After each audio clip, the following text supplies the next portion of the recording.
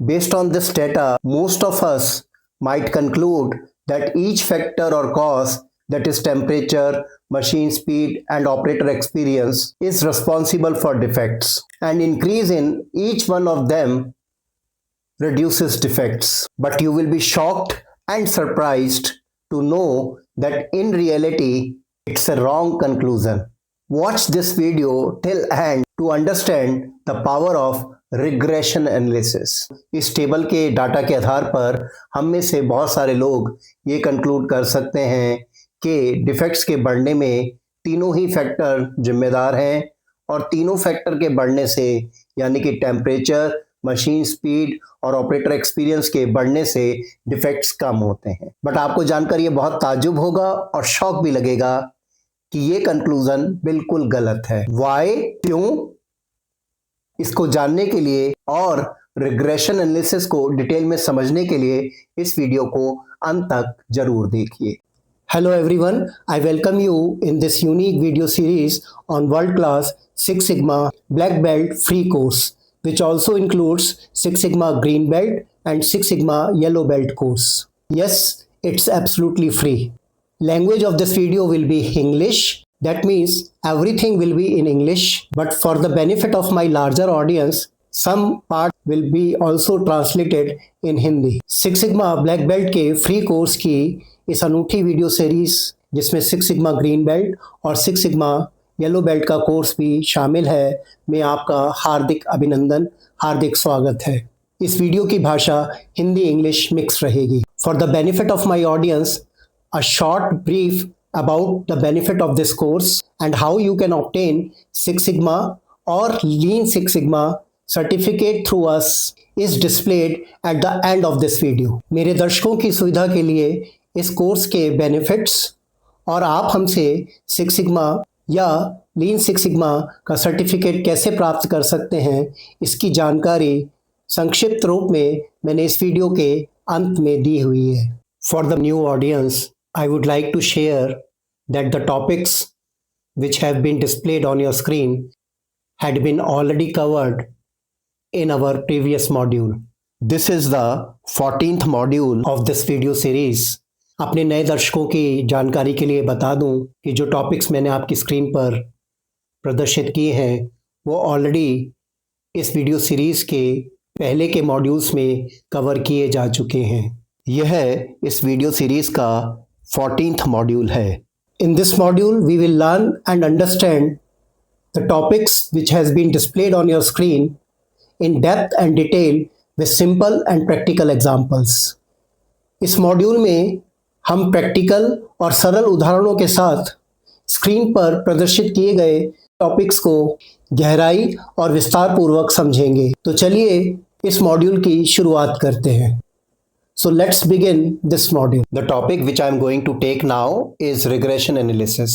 जो टॉपिक मैं आपके सामने लेने जा रहा हूँ उसका नाम है regression analysis. Regression analysis is a statistical method used to understand the relationship between the output, that is y, and one or more inputs, that is x, where both x and y should be variable. It can be discrete variable or continuous variable. Regression analysis एक statistical method है जो कि output यानी y और input यानी x के बीच के relationship को समझने में मदद करता है। यहाँ पर x और y दोनों ही वेरिएबल डाटा होने चाहिए और ये वेरिएबल डाटा या तो डिस्क्रीट हो सकते हैं या कंटिन्यूअस हो सकते हैं। Regression analysis also helps us to find the answer which input or which inputs are affecting the output and how much. Regression analysis इस बात का भी आंसर देती है कि कौन सी इनपुट या इनपुट्स y आउटपुट को इफेक्ट करती हैं और अगर करती हैं तो कितना करती हैं। Let's assume we are in a manufacturing company and we want to reduce the number of defects. Output or dependent variable in regression analysis is generally represented by y. मान लीजिए हम एक मैन्युफैक्चरिंग कंपनी में हैं और हम output यानी number of defects को कम करना चाहते हैं। आउटपुट जो कि डिपेंडेंट वेरिएबल होता है उसको रिग्रेशन एनालिसिस में जनरली y सिंबल से रिप्रेजेंट किया जाता है। एज पर आवर हाइपोथेसिस और based on brainstorming, number of defects that is y depends on three causes oblique factors, that is input. Input or independent variable in regression analysis is generally represented by symbol x. और हमारी hypothesis या brainstorming के आधार पर हमने ये पाया कि ये आउटपुट, ये जो डिफेक्ट्स हैं वो तीन फैक्टर्स या तीन कॉजेस पर निर्भर हैं जिनको हम इनपुट कहते हैं। इनपुट यानी इंडिपेंडेंट वेरिएबल को रिग्रेशन एनालिसिस में जनरली एक्स सिंबल के द्वारा प्रदर्शित किया जाता है। In a layman's term, hypothesis is our strong opinion और assumption or idea or even the conclusion. We will learn more about hypothesis in the future modules of our free Six Sigma Black Belt YouTube series. Layman terms में hypothesis का मतलब है हमारी strong opinion या हमारी strong assumption या idea और even our conclusion. अपनी free six sigma black belt series के यूट्यूब वीडियो सीरीज में हाइपोथेसिस की चर्चा मैं अपने फ्यूचर मॉड्यूल्स में जरूर करूंगा। And these suspected variables that is causes oblique factors are temperature during the process, that is x1, machine speed, that is x2, and number of years of operator experience, that is x3. और ये तीन suspected variable यानी causes और factors जो defects को प्रभावित कर सकते हैं वो हैं प्रोसेस के दौरान टेम्परेचर यानी x1, मशीन स्पीड यानी x2 और ऑपरेटर का एक्सपीरियंस यानी x3।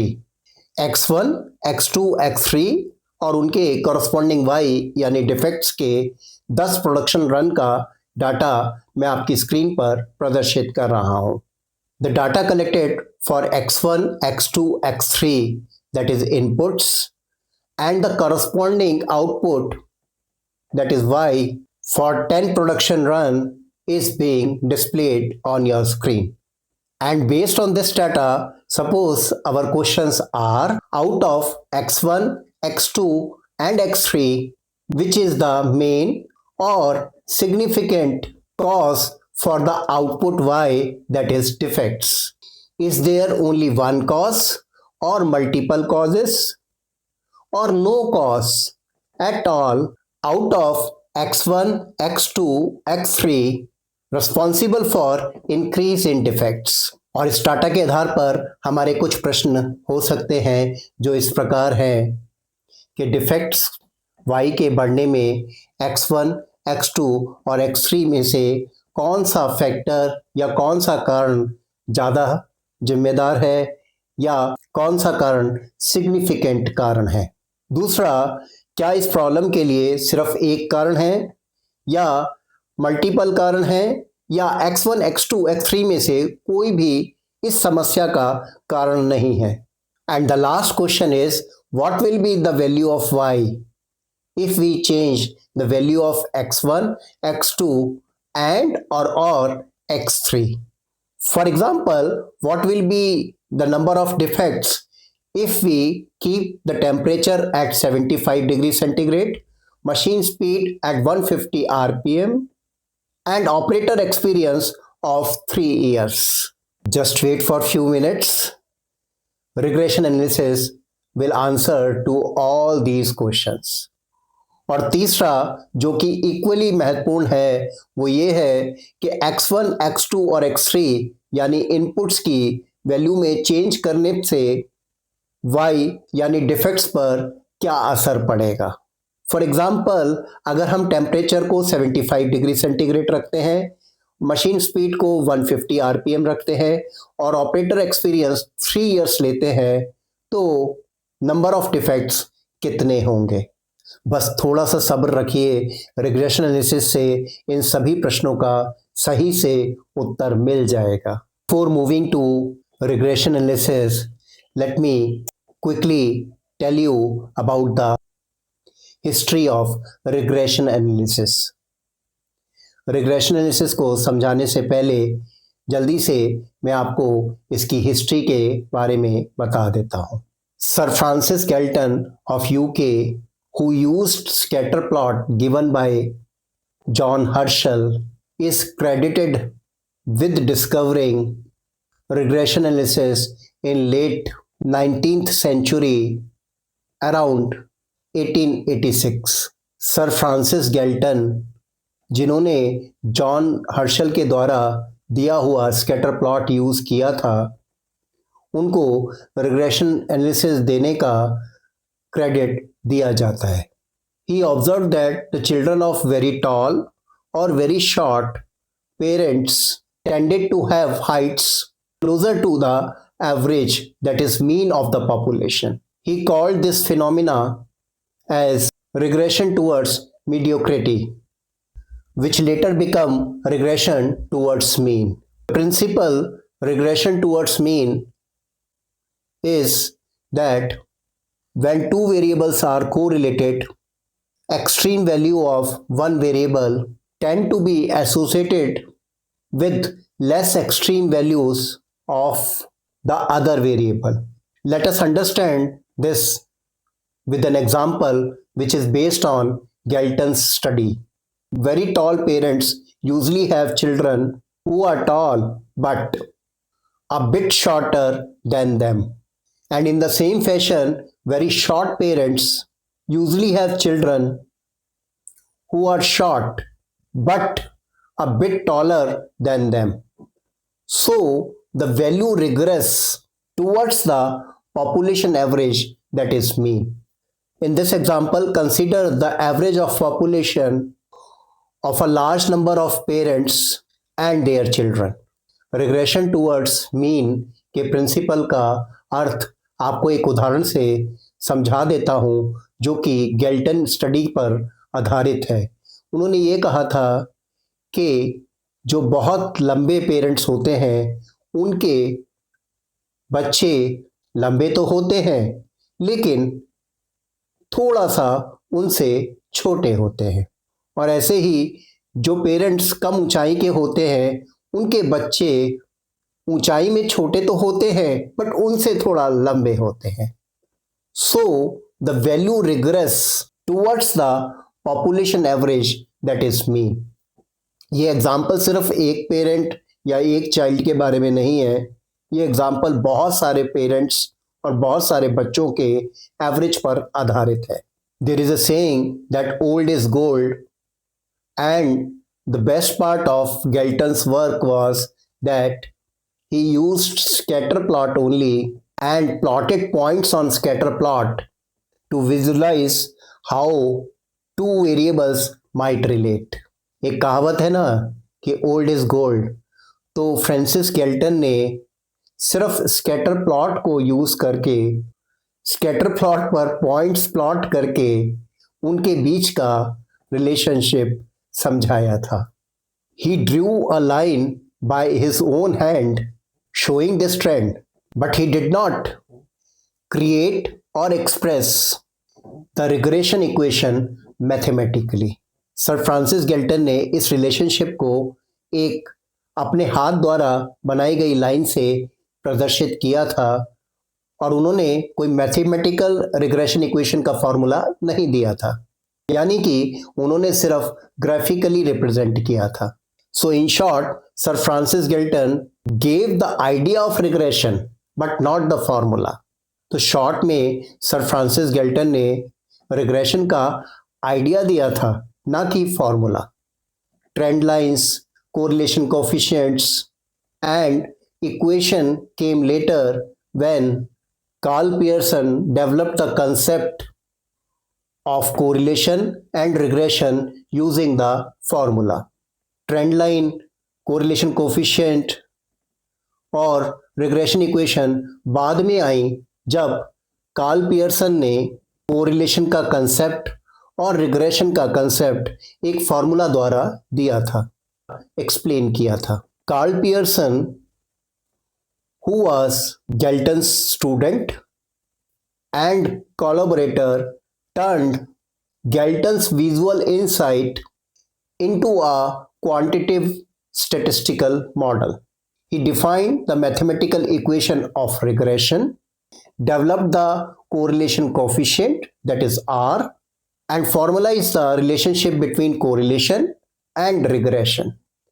कार्ल पियर्सन, जो सर फ्रांसिस गैल्टन के स्टूडेंट और कोलैबोरेटर रहे थे, उन्होंने गैल्टन की जो विजुअल इंसाइट थी उसको एक क्वांटिटेटिव स्टैटिस्टिकल मॉडल में तब्दील किया, रिग्रेशन की मैथमेटिकल इक्वेशन दी, कोरिलेशन कोफिशिएंट आर दिया और कोरिलेशन और रिग्रेशन के बीच के रिलेशनशिप को फॉर्मलाइज्ड किया.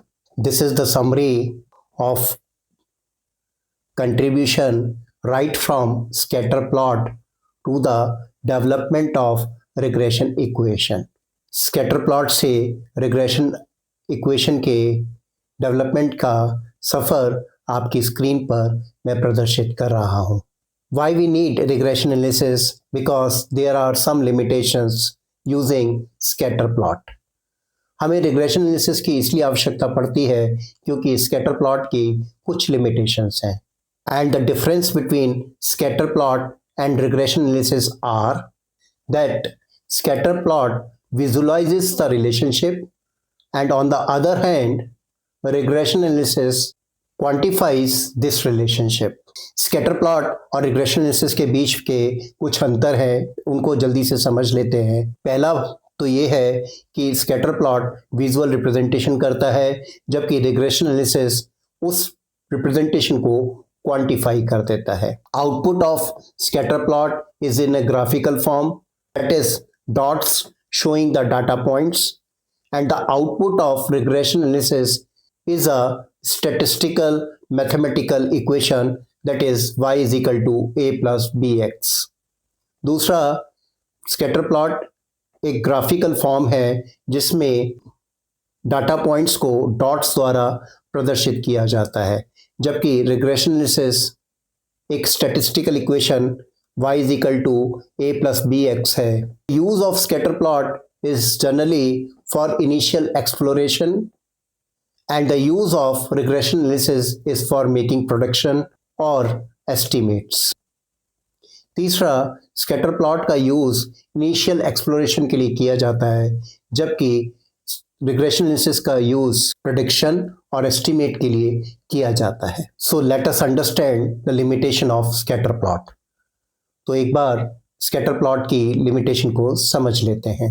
इन my video on scatter plot I gave this example where a scatter plot was drawn to establish a relationship between employee age versus percentage absenteeism. When I say absenteeism, that includes leave also. ये example मैंने scatter plot के video में दिया था, जिसमें एक scatter plot employ as और percentage absenteeism के बीच के रिलेशनशिप को दिखाने के लिए बनाया गया था, जहाँ की एब्सेंटिज्म में लीव्स इंक्लूड रहती हैं. In this scatter plot, different x values are 20, 25, 30, 35 and so on. But for example, we need what will be the absenteeism percentage if the employee age is 27 or 33 or 57. So the limitation of scatter plot is that it cannot give you the value of y, that is percentage absenteeism for any value of x. It gives value of y for those value of x which has been captured, not for other value of x. Since we do not plot any line on scatter plot, hence the intermediate values cannot be estimated or predicted using a scatter plot. But in regression analysis, we can find out the value of output, that is y, for any value of x. इस scatter plot में हमें percentage absenteeism different x के against मिल रहा है, जैसे कि अगर as 20 है तो कितना है, 25 है तो कितना है, 30 है तो कितना है, 35 है तो कितना है, लाइक सो ऑन। बट अगर हमें परसेंटेज एब्सेंटिज्म 27 की एज पर कितना होगा, 33 की एज पर कितना होगा, 57 की एज पर कितना होगा, ये चाहिए, तो ये स्कैटर प्लॉट नहीं दे सकता है, क्योंकि स्कैटर प्लॉट में ट्रेंड लाइन नहीं होती है। इसलिए स्कैटर प्लॉट में इंटरमीडिएट एक्स पर वाई की वैल्यू को निकालना असंभव या बहुत मुश्किल है।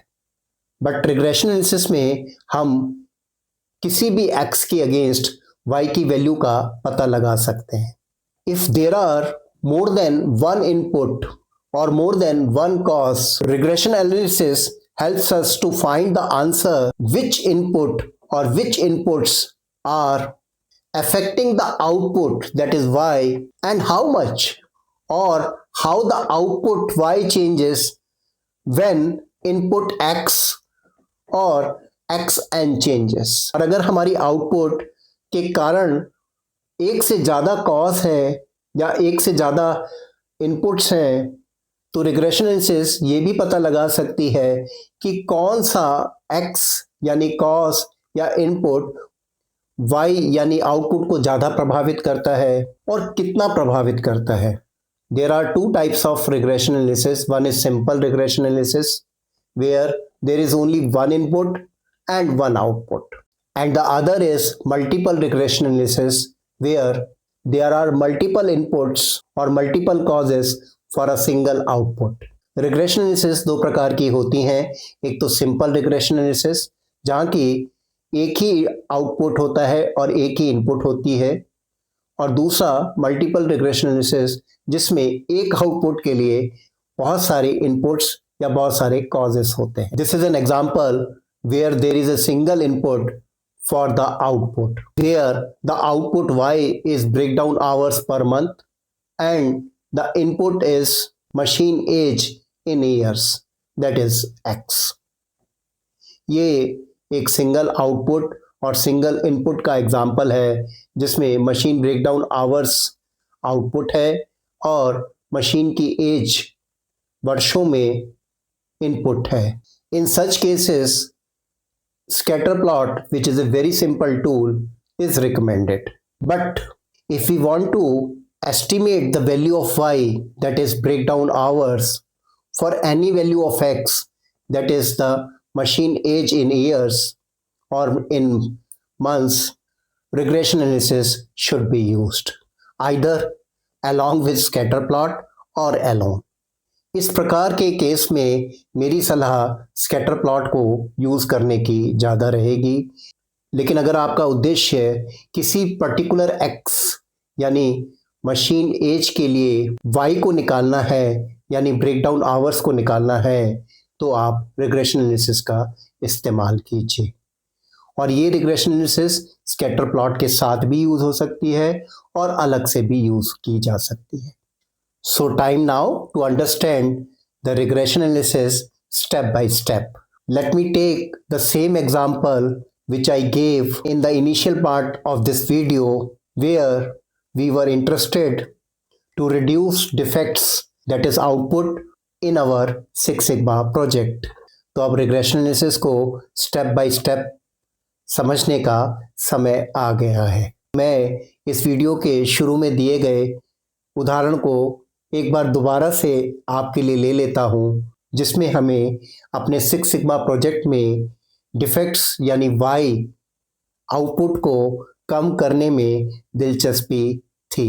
So what will be our first step? Yes, you are right, that we will define and measure our problem. How to define the problem? Watch module 9 and 10 of our free Six Sigma black belt series on YouTube. और हमारा पहला step क्या होगा? बिल्कुल ठीक, सबसे पहले हम प्रॉब्लम को डिफाइन और मेजर करेंगे। और प्रॉब्लम को डिफाइन कैसे किया जाता है, उसके लिए हमारी six sigma black belt free course की यूट्यूब वीडियो सीरीज का मॉड्यूल 9 और 10 देखना ना भूलें। And what will be the next step? Next step is analyse. और हमारा अगला स्टेप क्या होगा? और वो होगा analyse. And in order to analyze, we must list down all the suspected source of variation, that is SSV, which are also called as suspected parameters or suspected factors और suspected causes analyse करने के लिए हमें सभी suspected source of variation यानी SSV को list down करना होगा। सस्पेक्टेड पैरामीटर्स, सस्पेक्टेड फैक्टर्स या सस्पेक्टेड कॉजेस को हम सस्पेक्टेड सोर्स ऑफ वेरिएशन कहते हैं। To identify the suspected source of variation, that is SSV, we can use tools such as first level fishbone diagram, also called as cause and effect diagram, brainstorming, multivariate analysis, stratification, Pareto chart, etc. etc. In our free Six Sigma Black Belt YouTube video series, all these tools will be covered. Pareto chart has been already covered in module 12. Suspected source of variation की list बनाने के लिए हम कुछ tool जैसे कि first level fishbone diagram, जिसको हम कॉज एंड इफेक्ट डायग्राम भी कहते हैं, brainstorming, multivariate analysis, Pareto, stratification इत्यादि इत्यादि टूल्स का यूज़ कर सकते हैं। हमारी free six sigma black belt YouTube series में ये सभी टूल्स एक्सप्लेन किए जाएंगे। पेरेटो को हम ऑलरेडी मॉड्यूल 12 में कवर कर चुके हैं। After listing all the SSVs or suspected source of variation, we will filter those SSVs or those factors or those causes which can be main causes so as to shorten the list of suspects and quickly arrive at the root cause. Suspected source of variation की list बनाने के बाद हमारा प्रयास ये होगा कि हम ये सस्पेक्टेड सोर्स ऑफ वेरिएशन की लिस्ट को फिल्टर करें और उन कॉजेस का पता लगाएं जो कि मेन कॉजेस हो सकती हैं, ताकि हमारी सस्पेक्टेड सोर्स ऑफ वेरिएशन की लिस्ट शॉर्टन हो जाए, छोटी हो जाए और जल्दी से जल्दी हम रूट कॉज तक पहुंच पाए। And the regression analysis will help us to filter out those suspected causes or factors or SSVs which are variable and help us to see which are or which can be the potential main causes out of those suspected causes and estimate their impact on the output. That is why when I say main causes, that does not mean the root cause. For the root cause, we use different tools such as YY analysis, paired comparison, etc. etc. और good news ये है कि जो suspected source of variation या causes या factors variable nature के होते हैं, उनको रिग्रेशन एनालिसिस के द्वारा फिल्टर किया जा सकता है, ताकि मेन कॉजेस का एक अंदाज़ा लग जाए और ये भी पता चले कि उनका आउटपुट वाई पर कितना इम्पैक्ट है।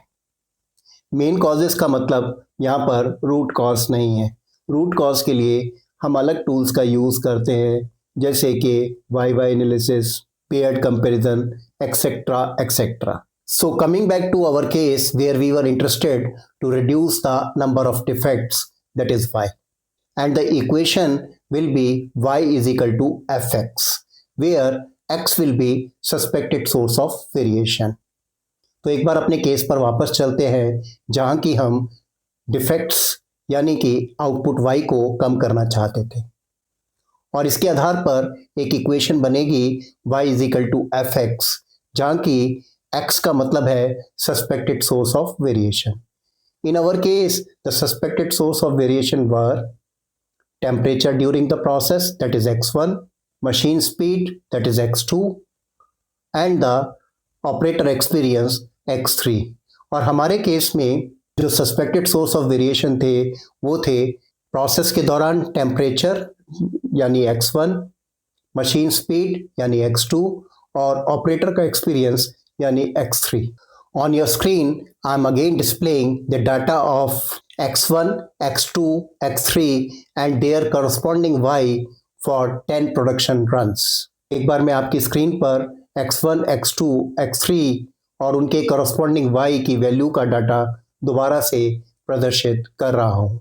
And based on these data these were our 3 questions. और इस डाटा के आधार पर हमारे ये 3 प्रश्न थे। सो let us explore, can regression help us to find whether these factors are truly related to the defects, how strong the relationship is, and a formula to predict defects based on any value of x1, x2 और x3। तो देखते हैं क्या regression analysis इन सभी प्रश्नों का उत्तर देता है और ये बताता है कि क्या इनमें से कोई भी फैक्टर डिफेक्ट से संबंधित है या नहीं, डिफेक्ट्स और इन फैक्टर्स के बीच में कितना स्ट्रॉन्ग रिलेशनशिप है, और एक फॉर्मूला जो हमें ये बताए कि किसी भी x1, x2 और x3 वैल्यू के लिए y की वैल्यू क्या होगी।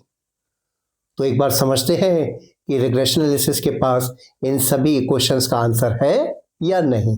सो let's see whether regression analysis has answers to all these questions or not. This is the equation of regression analysis where y is equal to a plus b1 x1 plus b2 x2 plus b3 x3 so on up to bn xn, where y is the dependent variable or output. In our case it is defects. x1, x2, x3 up to xn are variable. In our case, these are temperature, speed of machine, and experience of operators. A is intercept, that is base level of y, either on a positive side or on a negative side. And B1, B2, B3 up to Bn are coefficients which tells us about the impact of respective x on y. तो regression equation इस प्रकार होती है कि y is equal to a plus b one x one plus b two x two plus b three x three so on up to b n x n, जहाँ की y का मतलब है आउटपुट या डिपेंडेंट वेरिएबल, जो हमारे case में है number of defects. x1, x2, x3 up to xn variable को रिप्रेजेंट करते हैं या इनपुट को रिप्रेजेंट करते हैं, जो हमारे केस में प्रोसेस का टेम्परेचर, मशीन की स्पीड और ऑपरेटर का एक्सपीरियंस है। ए इंटरसेप्ट को प्रदर्शित करता है, जो वाई एक्सिस में पॉजिटिव साइड पर हो सकता है या नेगेटिव साइड पर हो सकता है। और B1, B2, B3 up to Bn coefficient कहलाते हैं और ये रिस्पेक्टिव x का y पर इम्पैक्ट दिखाते हैं। If the value of b is large and positive, that means with the increase of that x, y increases and vice versa. This is explained later with an example. Don't worry, you need not to do these calculations manually. MS Excel can do these complex calculations for us in few seconds or few minutes. And our next topic is regression analysis in MS Excel or using MS Excel। अगर b की value बड़ी आती है और positive आती है तो इसका मतलब ये है कि उस x के बढ़ने से y की वैल्यू बढ़ती है एंड वाइस वर्सा। इस कंसेप्ट को मैंने एक एग्जांपल द्वारा इसी वीडियो में आगे समझाया है। चिंता मत कीजिए, आपको ये कैलकुलेशन मैनुअली नहीं करनी है। इन कैलकुलेशंस को हम सेकंड्स या मिनटों में MS Excel से कर सकते हैं और यही हम इस वीडियो में आगे सीखेंगे। Before doing the calculations of regression analysis in MS Excel, just check whether you are able to open regression under the data analysis menu. You will find the data analysis menu under the heading of data. MS Excel में regression analysis को करने से पहले एक बार ये check कर लीजिएगा कि क्या आपको regression menu data analysis menu के अंदर मिल जाता है कि नहीं, और डाटा एनालिसिस मेन्यू आपको डाटा मेन्यू के अंदर मिलेगा। अगर आपको रिग्रेशन या डाटा एनालिसिस का मेन्यू नहीं मिलता है तो पहले हमें इनिशियल सेटअप के कुछ स्टेप करने पड़ेंगे। कैसे, आइए इसको समझते हैं।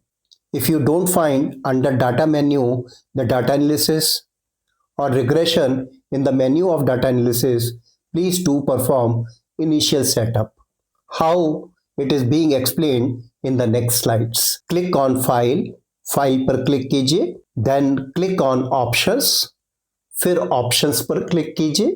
Under the heading of Options, click on Add INS, then Enter Go. Options की हेडिंग के अंदर Add INS पर क्लिक कीजिए और फिर Go पर जाकर एंटर कर दीजिए. After you press Go, this menu will be opened.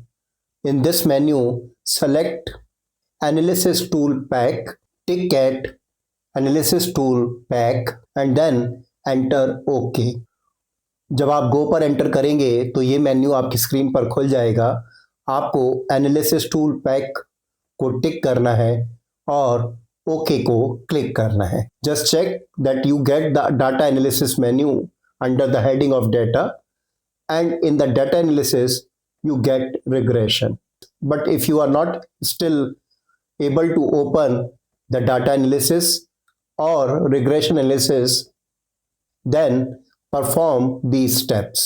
एक बार चेक कर लीजिए कि क्या आपको डाटा मेन्यू के अंदर डाटा एनालिसिस मिल गया है और उसके अंदर रिग्रेशन एनालिसिस भी मिल गया है. और अगर आपको डाटा एनालिसिस या रिग्रेशन एनालिसिस नहीं मिलता है या उन पर क्लिक नहीं हो पाता है तो एक बार ये स्टेप्स परफॉर्म करके देख लीजिएगा. Once you are sure that you have regression analysis in your MS Excel, then measure and tabulate all the suspected inputs, that is X, and their corresponding output, that is Y, as shown in this example.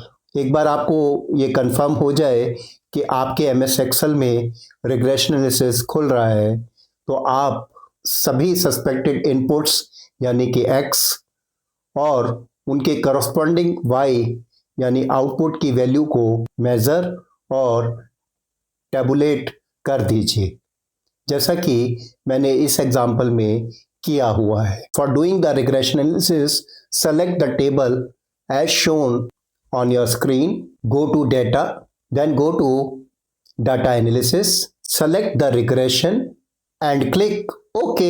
regression analysis करने के लिए आप table को select कीजिए जैसा मैंने आपकी screen पर प्रदर्शित किया है. डाटा में जाइए, फिर डाटा एनालिसिस में जाइए, रिग्रेशन को चूज कीजिए और OK कर दीजिए. After you click at OK, this menu will appear where you have to give the input Y range and input X range. How to give input Y range and input X range has been explained in the slide which is displayed on your screen. जैसे ही आप OK को click करेंगे तो आपकी screen पर ये menu खुल जाएगा. अब आपको इनपुट Y रेंज और इनपुट X रेंज देनी है. कैसे देनी है ये मैंने स्क्रीन पर प्रदर्शित की हुई स्लाइड द्वारा आपको बताया है. टिक एट लेबल्स, लेबल्स पर टिक कर दीजिए. कॉन्फिडेंस लेवल चाहे तो आप 95% रख सकते हैं या 99% रख सकते हैं और ओके को क्लिक कर दीजिए. कॉन्फिडेंस लेवल कैन बी 95% और 99% and click OK. Once you click OK, you will get this output in your MS Excel. जैसे ही आप OK को क्लिक करेंगे आपको आपकी MS Excel में इस प्रकार का आउटपुट मिल जाएगा. ANOVA will be explained separately in detail in one of our future modules of free Six Sigma Black Belt YouTube video series. ANOVA को मैं अलग से विस्तार पूर्वक अपनी free six sigma black belt YouTube video series के दौरान बताऊंगा. So first check will be to check the significance F value in the ANOVA table and it should be less than 0.05. तो पहला चेक ये होगा कि आप significance F value ANOVA table के अंदर देखेंगे और ये वैल्यू आपकी 0.05 से कम आनी चाहिए. Low value of significance F indicates that the variation is statistically significant. That means these three inputs or these three causes together do affect the output. Significance f की लो वैल्यू हमें ये बताती है कि वेरिएशन स्टेटिस्टिकली सिग्निफिकेंट है। इसका मतलब ये है कि ये तीन कॉज या इसमें से कुछ कॉज आउटपुट को इफेक्ट करते हैं। Second check is to check the R square value or the R value, then check the P value and lastly look at the coefficients. उसके बाद आप R square value और R को check कीजिए, फिर P value को check कीजिए और लास्ट में coefficients को देखिए। R square is called coefficient of determination or goodness of fit. It tells us how much percentage variation in Y, that is defects, is explained by the inputs, that is x. The value of r square near to 1 is better. r square की value 1 के जितना पास होती है उतनी ही better है। If we get r square value equal to or above 0.70, that is excellent. 0.50 to 0.70 is moderate and below 0.30 is weak. r square value एक के जितना पास आती है उतना ही अच्छा है। अगर ये वैल्यू 0.70 से ऊपर आती है तो बहुत अच्छा है, 0.50 से 0.70 आती है तो मॉडरेट है, और अगर ये वैल्यू 0.30 से आती है तो ये कमजोर वैल्यू है। The value of r square varies from 0 to 1 and r square is never negative. R square की जो वैल्यू आती है वो 0 से 1 के बीच में आती है और ये नेगेटिव नहीं होती है। R shows the correlation or called the coefficient of correlation. R should be closer to plus minus 1. If we get R value near to plus minus 1, it represents a stronger relationship. अगर हमें R की value plus minus 1 के आसपास मिलती है तो ये strong relationship को दर्शाता है। In our case, we got the value of R square as 0.993, which means 99.3% of variation in defects is explained. Higher value of R square will tell us that the main factor is within those suspected source of variation, or the main cause lies within those suspected source of variation. But which factor is more important or which factor is only important is told by P value. R square value से ये तो पता चल जाएगा कि ये तीन जो सस्पेक्टेड सोर्स ऑफ वेरिएशन है इसमें से कोई एक या दो मेन कॉजेस हो सकते हैं, बट कौन सा कॉज ज़्यादा इम्पॉर्टेंट है ये कैसे पता चलेगा? चिंता मत कीजिए, इसके लिए हमारे पास P वैल्यू है। P वैल्यू से हमें ये पता चल जाएगा कि कौन सा फैक्टर ज़्यादा इम्पॉर्टेंट है। P value varies from 0 to 1 and the magic is if we get P value above 0.05, that means that particular X factor for which the P value is above 0.05 is not significant for that output. P value 0 से 1 के बीच में होती है। और अब magic ये है कि जिस X factor के अगेंस्ट P की वैल्यू 0.05 से ज़्यादा होती है वो X factor उस आउटपुट के लिए सिग्निफिकेंट नहीं होता है, and that factor for which we get P value less than 0.05, that factor is actually statistically significant to cause variation or impact on the output, that is y.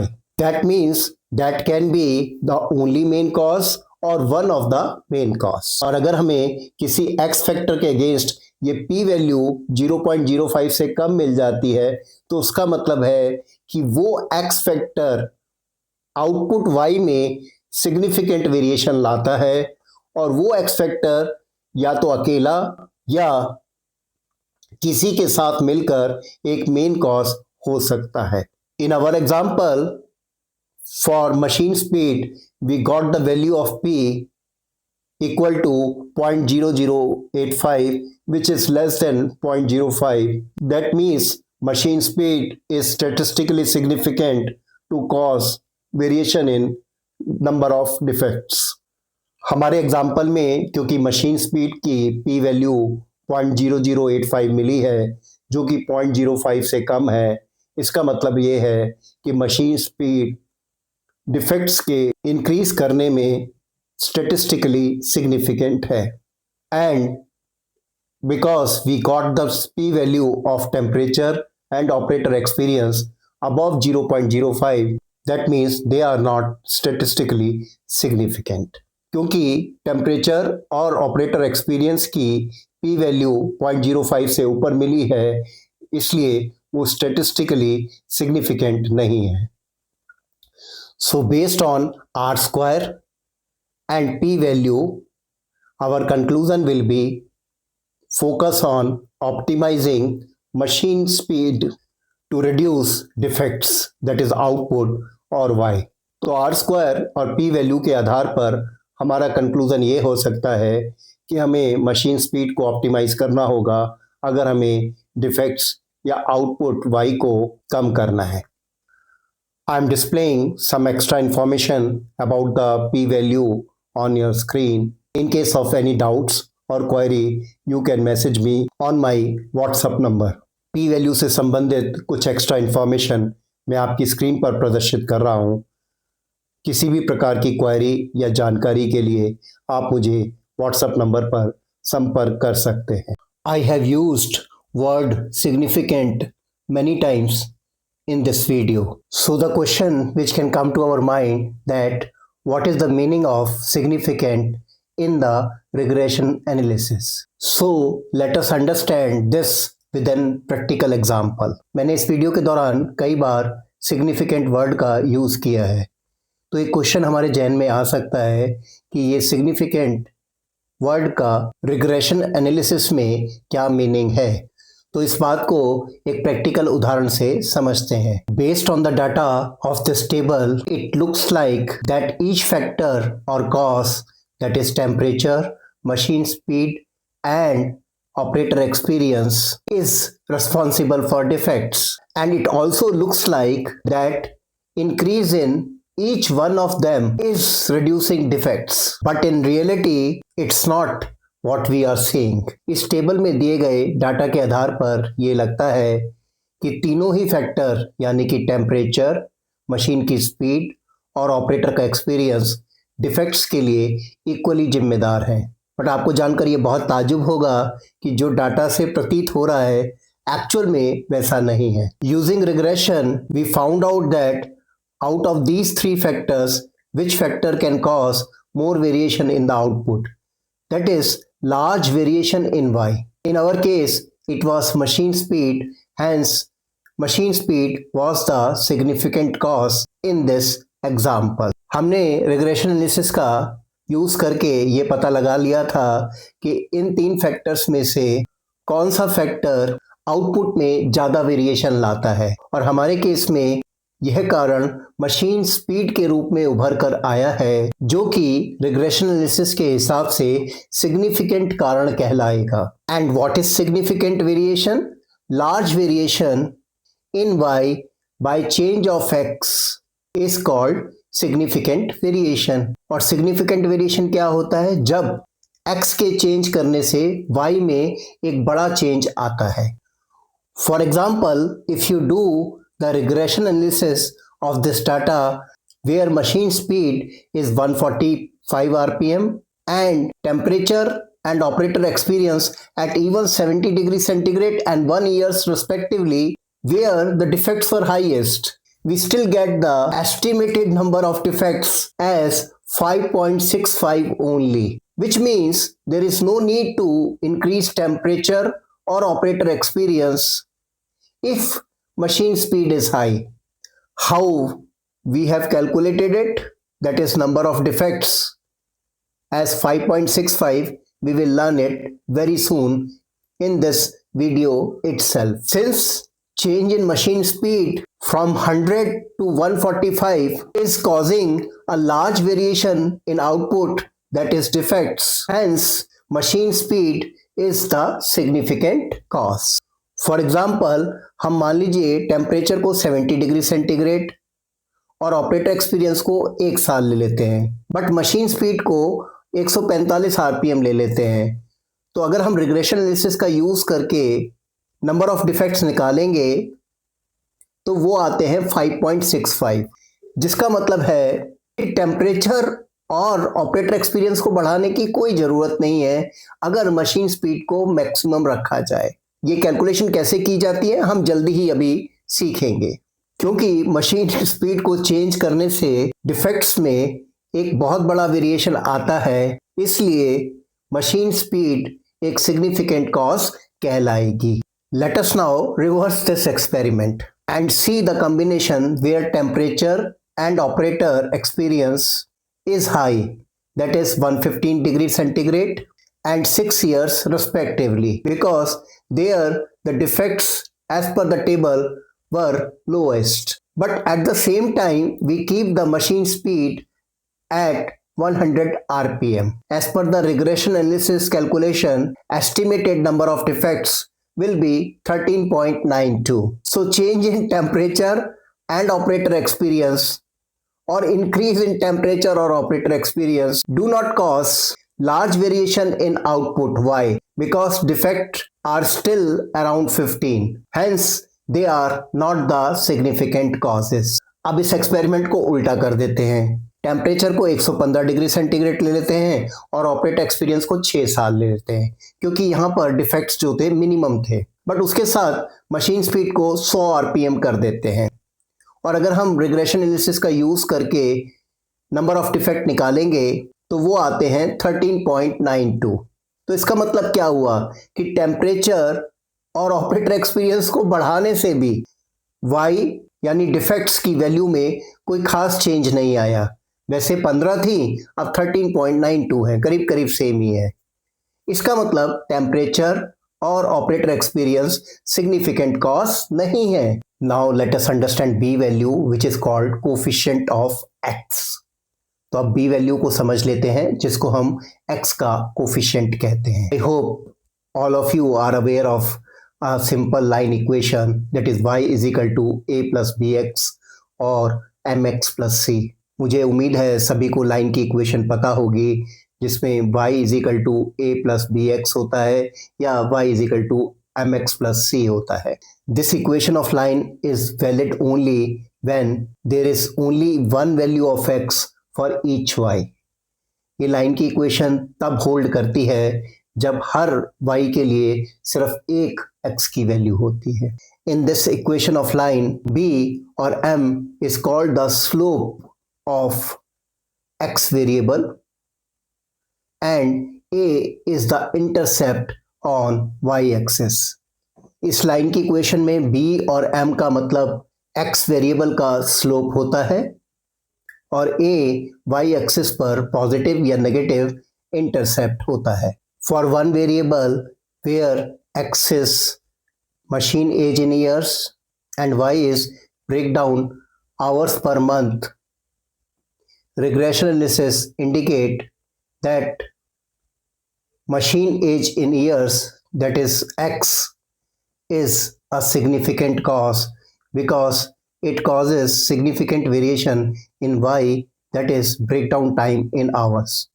Why I am saying so? Because the value of r square is very high. Value of significance f is less than 0.05 and the p value of machine age in years is also less than 0.05।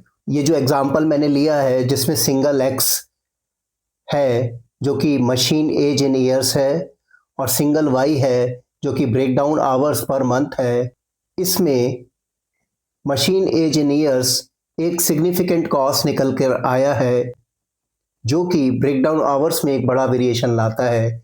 और ये मैं किस आधार पर कह रहा हूँ, क्योंकि R square की वैल्यू बहुत हाई है, सिग्निफिकेंस एफ 0.05 से कम है और मशीन एज इन ईयर्स की पी वैल्यू 0.05 से कम है। So what is the intercept as per regression analysis? -0.1 and what is the B value is 1.7।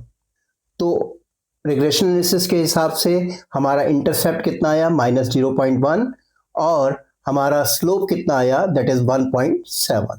So by putting the value of intercept and slope For x is equal to 3, we got the value of y is equal to 5, which is exactly same as per the true value. तो जब हमने intercept और slope की value x is equal to 3 के लिए equation में डाली तो y की वैल्यू निकल कर आई 5, जो कि ट्रू वैल्यू के एग्जैक्टली बराबर है. But in case of multiple regression where there are multiple variables for a single output, bx is called the coefficient of x instead of slope because the value of bx depends on other value of xn. but multiple regression analysis में जिसमें कि एक ही output के लिए different variables होते हैं, वहां पर bx को x का कोफिशिएंट कहा जाता है, ना कि स्लोप, क्योंकि bx की वैल्यू बाकी x की वैल्यू पर भी डिपेंड होती हैं. So in short, coefficient of x can be called as statistical slope और regression slope in a layman's language. संक्षेप में x के कोफिशिएंट को स्टैटिस्टिकल स्लोप या रिग्रेशन स्लोप एक आम भाषा में बोला जा सकता है. Higher is the coefficient of x, that is b, higher is its impact on y, that is output. x का कोफिशिएंट यानी b जितना हाई होगा उतना ही उसका आउटपुट यानी y पर प्रभाव ज़्यादा होगा. Positive value of b for any x indicates that if that x increases, y also increases. That is positive relationship. And the negative value of bx for a particular x indicates that if that x increases, y decreases. That is negative relationship. x का coefficient यानी bx जितना ज़्यादा होगा उतना ही उसका y पर impact ज़्यादा होगा. bx की पॉजिटिव वैल्यू का मतलब ये है कि उस पर्टिकुलर x के बढ़ने से y बढ़ता है, यानी पॉजिटिव कोरिलेशन है, और नेगेटिव bx का मतलब ये है कि उस पर्टिकुलर x के बढ़ने से y घटता है, यानी नेगेटिव रिलेशनशिप है. In our case the coefficient of machine speed is the highest, so its impact on the output that is defects is also highest. हमारे केस में क्योंकि मशीन स्पीड का कोफिशिएंट सबसे ज़्यादा है, इसलिए उसका डिफेक्ट्स पर इम्पैक्ट भी सबसे ज़्यादा होगा. Since machine speed coefficient is negative 0.205, it means that with every 1 rpm increase in machine speed, defect y reduces by 0.205 on an average. क्योंकि हमारे केस में मशीन स्पीड का कोफिशिएंट -0.205 आया है, इसका मतलब ये है कि हर एक आरपीएम मशीन स्पीड में बढ़ाने से डिफेक्ट्स में ऑन एन एवरेज 0.205 की कमी आएगी. Coefficient of temperature is negative and operator experience is negative 0.076. Since both of them are negative, it means that increase in temperature and operator experience also reduce the defects. But increase in machine speed can reduce the defects at a faster rate. Temperature का coefficient -0.128 है और operator experience का coefficient -0.076 है. क्योंकि ये दोनों coefficient भी negative हैं, इसका मतलब ये है कि टेम्परेचर और ऑपरेटर एक्सपीरियंस के बढ़ने से ही डिफेक्ट्स रिड्यूस होंगे. बट क्योंकि मशीन स्पीड का कोफिशिएंट बहुत हाई है और उसकी पी वैल्यू भी 0.05 से कम है, इसलिए मशीन स्पीड के बढ़ने से टेम्परेचर और ऑपरेटर एक्सपीरियंस की तुलना में डिफेक्ट्स में ज़्यादा या तेज़ी से गिरावट होगी. So let us see how to estimate the value of y for any value of x. तो अब एक बार ये भी देख लेते हैं कि किसी भी x वैल्यू के लिए y को कैसे एस्टिमेट किया जाता है. So what was the formula of regression? y is equal to a plus b1 x1 plus b2 x2 plus b3 x3. so on up to bn xn. तो regression का formula याद है ना, y is equal to a plus b1 x1 plus b2 x2 plus b3 x3 and so on. In our case, we got the value of a, that is intercept, as 36.38. b1, which is for temperature, is minus 0.0128. b2 for machine speed is equal to minus 0.205, and b3 for operator experience is minus 0.076. हमारे case में intercept ए की value जो आई वो 36.38 आई. b1 coefficient जो temperature के लिए है वो माइनस 0.0128 है. b2 जो मशीन स्पीड के लिए है वो माइनस 0.205 है, और b3 जो ऑपरेटर एक्सपीरियंस के लिए है वो माइनस 0.076 है. Suppose we want to estimate what will be the number of defects when the temperature is 75 degrees centigrade, machine speed is 150 rpm and operator experience is 3 years. मान लीजिए हम ये पता लगाना चाहते हैं कि अगर हमारा प्रोसेस टेम्परेचर 75 डिग्री सेंटीग्रेड हो, मशीन स्पीड 150 rpm हो और ऑपरेटर एक्सपीरियंस 3 साल का हो, तो नंबर ऑफ डिफेक्ट्स कितना होंगे. और y का पता लगाने के लिए हमने इन वैल्यूज़ को इक्वेशन में डाल दिया है, और जब हमने कैलकुलेट किया तो ये पाया कि अगर मशीन की स्पीड 150 rpm हो, टेम्परेचर 75 डिग्री सेंटीग्रेड हो और ऑपरेटर का एक्सपीरियंस 3 इयर्स हो, तो नंबर ऑफ डिफेक्ट्स 4.41 होंगे. So it is now easy. We put these figures in the formula, and after putting the values of A, B1, B2, B3, X1, X2 and X3, the value of Y is 4.41. That is, the number of defects will be around 4.41 if we keep the temperature at 75 degrees centigrade, machine speed at 150 rpm and operator experience as 3 years. How I have calculated Y, that is number of defects, has been displayed on your screen, and this is our estimated Y for different value of X. I hope these calculations are clear to you. In case of any doubt, you can contact me on my WhatsApp number. मैंने Y value यानी number of defects को X value के लिए कैसे निकाला, ये मैं आपकी स्क्रीन पर प्रदर्शित कर रहा हूँ, और ये हमारी डिफरेंट वैल्यू ऑफ x के लिए y की एस्टिमेटेड फिगर है.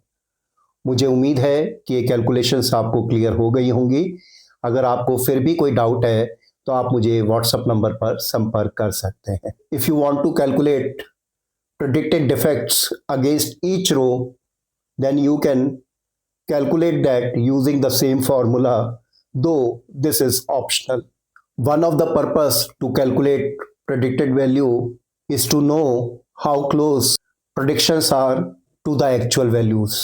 अगर आप हर रो के अगेंस्ट predicted value देखना चाहते हैं तो आप इसको कैलकुलेट कर सकते हैं, हालांकि इसको करना ऑप्शनल है.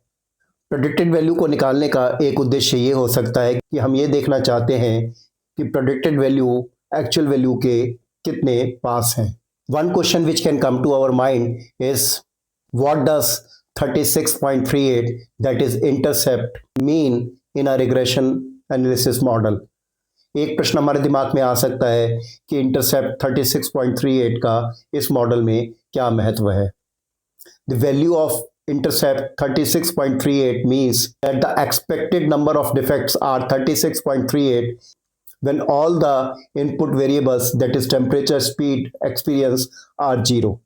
36.38 इंटरसेप्ट का मतलब ये है कि अगर सारे इनपुट वेरिएबल यानी कि टेम्परेचर, स्पीड और एक्सपीरियंस को 0 कर दिया जाए तो नंबर ऑफ डिफेक्ट्स 36.38 होंगे. Intercept has no physical meaning on its own. It's just a statistical constant because speed cannot be 0 to run a machine. Intercept का कोई फिजिकल मीनिंग नहीं है क्योंकि मशीन स्पीड 0 नहीं हो सकती.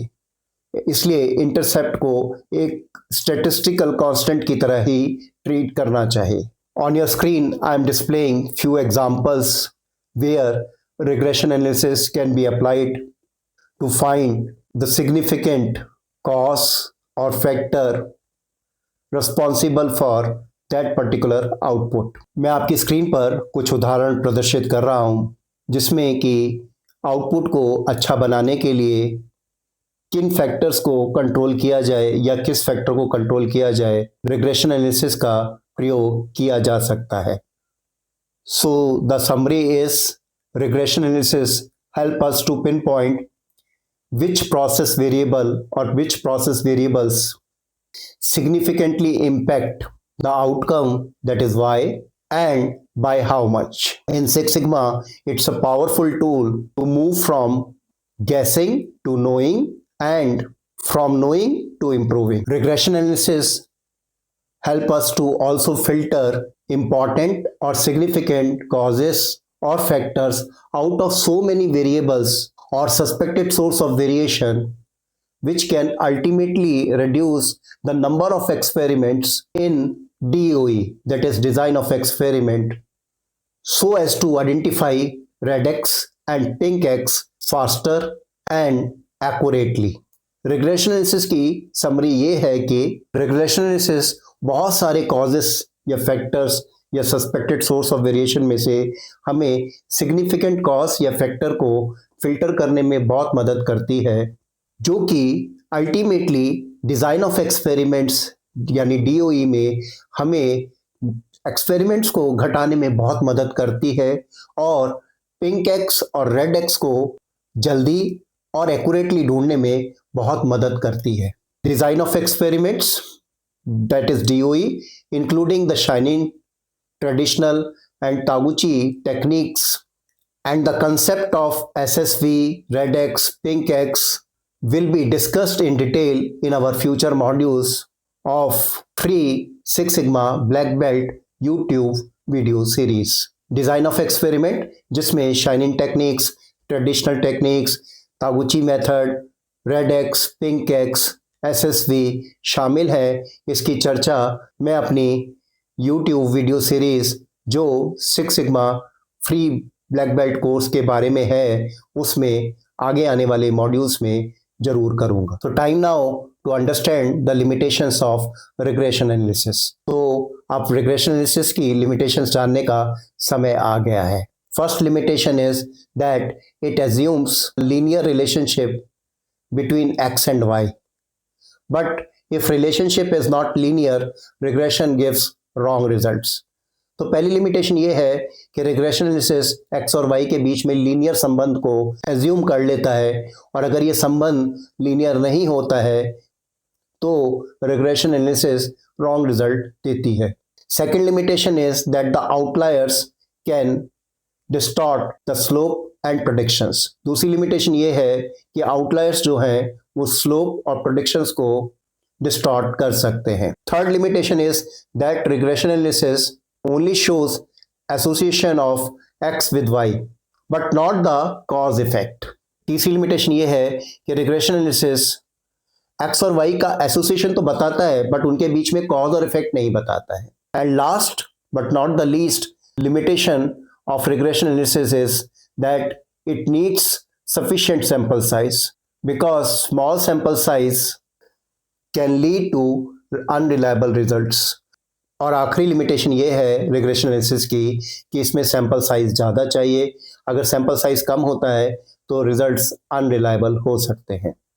What if the data is attribute? Because in regression analysis both X and Y should be variable. Don't worry, we have a solution and the solution is chi-square test. अगर data attribute है तो क्या करें? क्योंकि regression analysis में X और Y दोनों का वेरिएबल होना जरूरी है. चिंता मत कीजिए, इसका भी सॉल्यूशन है और वो सॉल्यूशन है chi-square test. chi-square test will be discussed in detail in one of our future modules of our free six sigma black belt YouTube video series.